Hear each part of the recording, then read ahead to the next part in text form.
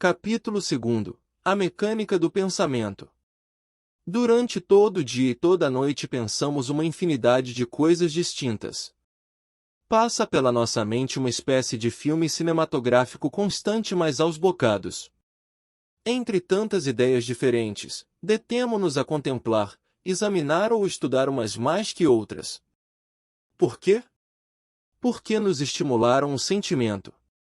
Produziram em nós um sentimento de medo ou de antipatia, de simpatia ou de pena, um sentimento agradável ou desagradável, não interessa. O fato é que através daquele sentimento, a ideia interessa-nos, voltamos a ela mais tarde, talvez até a comentemos com alguém. Isto é meditar, e o que assim se medita passa ao subconsciente e é aí gravado. Uma vez gravada uma ideia no subconsciente, converte-se num reflexo. Tu sabes que quando o médico te dá um toque com um objeto num sítio ao redor do joelho, a tua perna dá um salto. Tocaram-te num ponto sensível e reagiste, não? Dessa mesma maneira, cada vez que ocorre na tua vida algo referente a uma das ideias que estão gravadas no teu subconsciente, o reflexo reage da forma exata em que foi gravada. Tu adotas uma atitude de acordo com o sentimento original que sentiste quando primeiro pensaste naquela ideia. Os metafísicos chamam a isto um conceito, ou seja, uma crença, uma convicção. O subconsciente não discerne. Não decide nada, não opina nem pensa por si só. Não tem poder para protestar, não tem vontade própria. Essas não são as suas funções.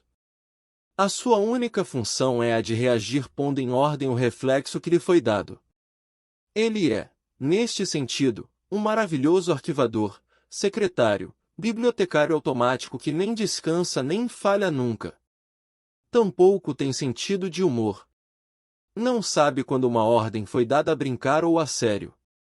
De maneira que se o teu nariz é um tanto grande, se tu, para fazer rir os outros, adotas a brincadeira de chamar-lhe o meu nariz de batata, por exemplo, como o subconsciente é um criado perfeito, não tem sentido de humor e só sabe obedecer incondicionalmente, tratará por todos os meios de cumprir a ordem que lhe deram as tuas palavras e o teu sentir, e verás o teu nariz parecer-se mais e mais a uma batata. A palavra metafísica quer dizer para lá do físico, ou seja, a ciência que estuda e trata de tudo que é invisível aos sentidos físicos. Dá-te a razão de ser de tudo que não compreendemos, de tudo que é misterioso, e é exata, como comprovarás à medida que vais lendo este livrinho. Repara, lembraste da primeira vez que ouviste mencionar a palavra tosse? Não te lembras, pois não? Eras muito pequenino. A palavra foi dita pelos crescidos. Ensinaram-te a temê-la. À força de repeti-la ensinaram-te a compreendê-la, disseram-te para não molhares os pés, que não apanhasses correntes de ar, para não te aproximares de alguém porque tinha gripe e pegava-te, etc., etc. Tudo isto se foi gravando no teu subconsciente e aí formou um reflexo. Não tiveste nunca que te lembrar das advertências dos teus pais. O dano estava feito.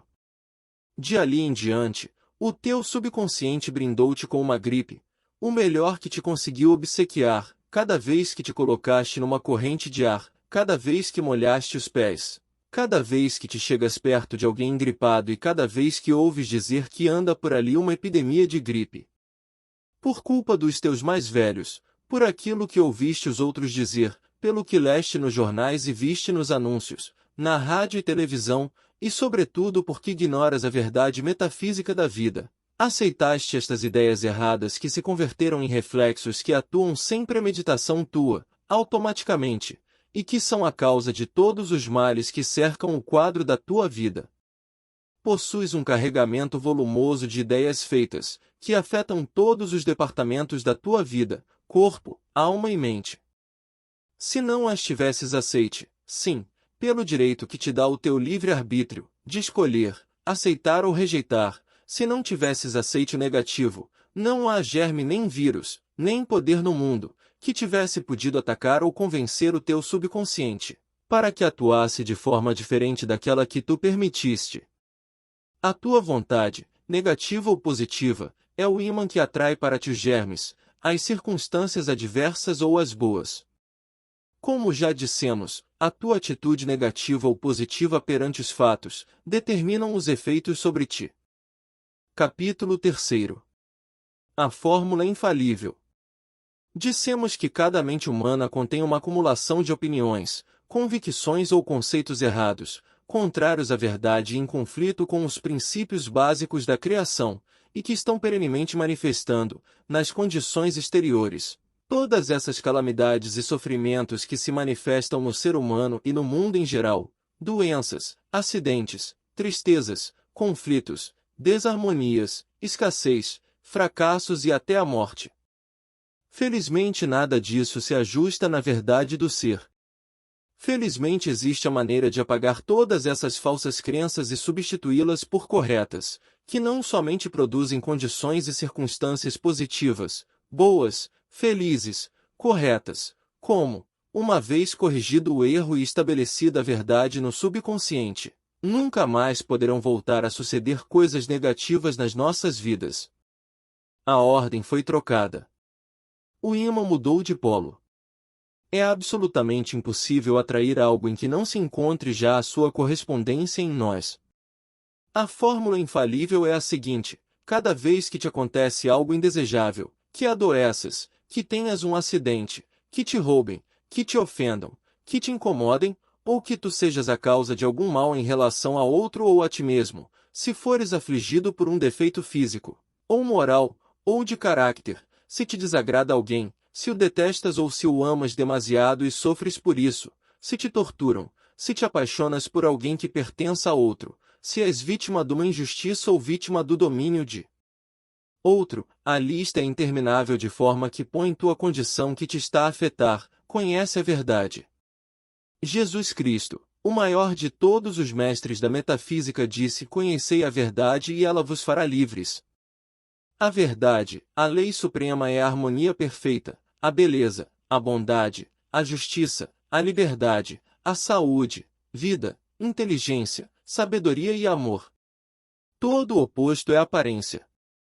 É contrário à lei suprema da harmonia perfeita, logo é mentira porque é contrário à verdade. O teu eu superior é perfeito. Agora e sempre foi perfeito. Não pode adoecer porque é vida. Não pode morrer pela mesma razão. Não pode envelhecer. Não pode sofrer. Não pode ter medo. Não pode pecar.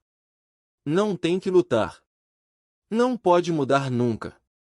É belo. É amor, inteligência, sabedoria. Essa é a verdade. É a tua verdade, a minha, a de todos os seres humanos, agora.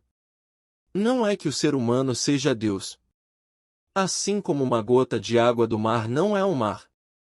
Mas contém tudo que forma e contém o mar, num grau infinitesimal, e para um átomo, essa gota de água é um mar.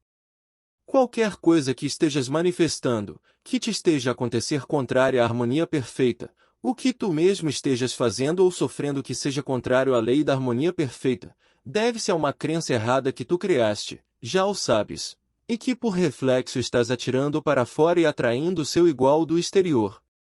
Não tem nada que ver com o teu eu superior. Esse continua perfeito. As suas condições e a sua situação são perfeitas. Agora, em cada uma das circunstâncias enumeradas acima, deves recordar o que eu acabo de dizer e depois dizer mentalmente ou em voz alta, como quiseres: não o aceito. Diz com firmeza, mas com infinita suavidade. Os trabalhos mentais não necessitam de força física. Nem o pensamento nem o espírito têm músculos. Quando disseres não o aceito, faz como se dissesses não me apetece, tranquilamente, mas com a mesma convicção e firmeza, sem gritar, sem violência, sem movimento e sem brusquidão.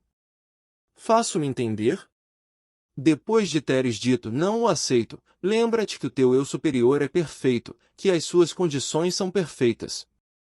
Agora diz: declaro que a verdade deste problema é harmonia, amor, inteligência, justiça, abundância, vida, saúde, etc. qualquer que seja oposto à condição negativa que se está manifestando nesse momento.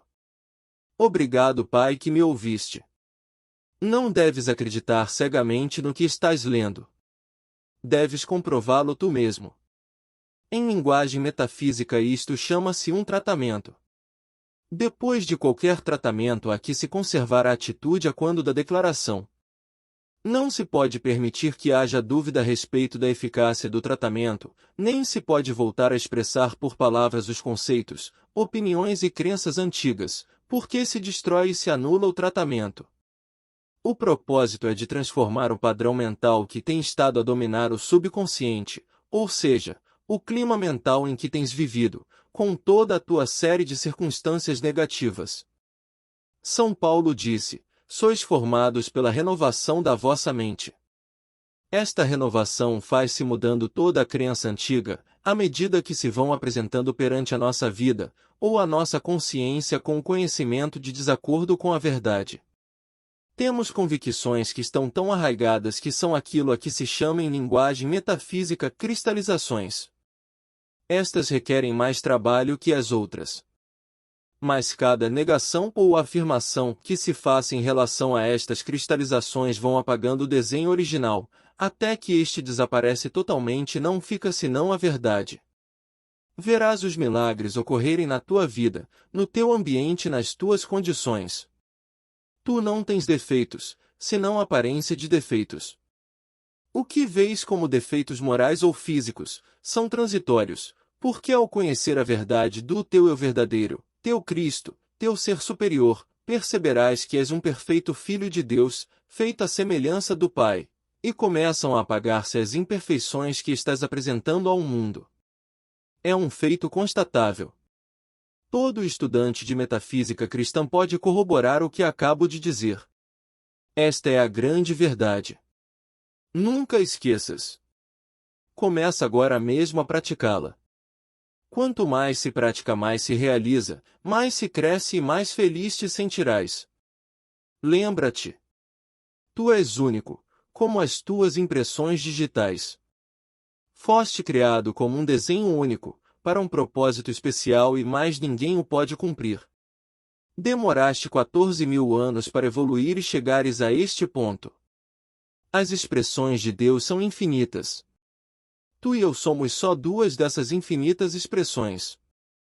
O teu Cristo é um ser inteligente que te ama com delírio e que espera séculos que o reconheças. Chegou o momento. Fala-lhe, consulta-o e espera as suas respostas. É o guia e mestre, único para ti. Quando conseguires compreender, aceitar e praticar esta verdade, nascerá Cristo em ti. É o que está profetizado para esta era. É o Messias. Jesus não vai voltar a nascer agora. Cada um vai encontrar o Cristo na sua consciência e no seu coração, tal como aconteceu com Jesus. Por isso o chamaram de Jesus Cristo.